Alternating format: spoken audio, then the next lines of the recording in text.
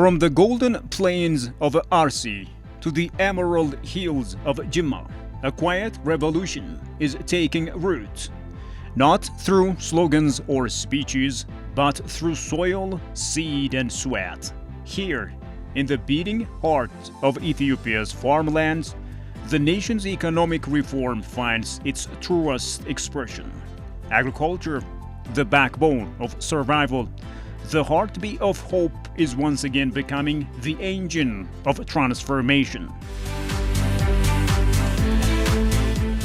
Today, Ethiopia moves with a clear and courageous vision to feed its people, to replace dependency with dignity, and to turn the hands that once labored for survival into ones that harvest prosperity. Not long ago, Ethiopia imported much of the wheat it consumed, but across the broad fields of Oromia, Afar, and Amhara, the winds of reform have shifted direction. Under Prime Minister Abiy Ahmed's leadership and the bold homegrown economic reform, Ethiopia is now producing wheat not only for its tables, but for the world's markets.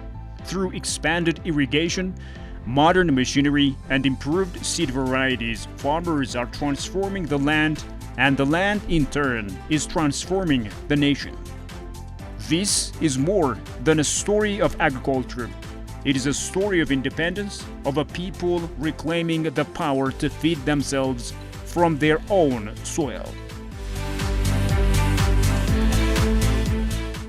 The government's initiative, Yelemat Trufat, or the bounty of the basket, calls every citizen to see farming not as a task, but as a calling, a shared duty, and a national opportunity. It connects rural ambition with national reform, linking the farmers' efforts to the country's economic destiny. Across Ethiopia, agricultural clusters are rising, agro-industries are expanding, and farmers are gaining access to modern tools, finance, and fair markets. It is Ethiopia's declaration that growth begins not in offices, but in the soil itself.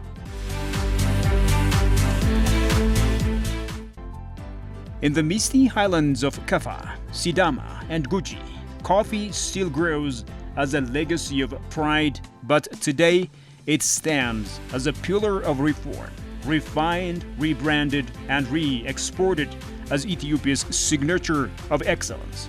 By strengthening cooperatives, promoting specialty coffee, and adding value right here at home, Ethiopia is reclaiming its rightful place not only at the birthplace of coffee, but as a global powerhouse of quality.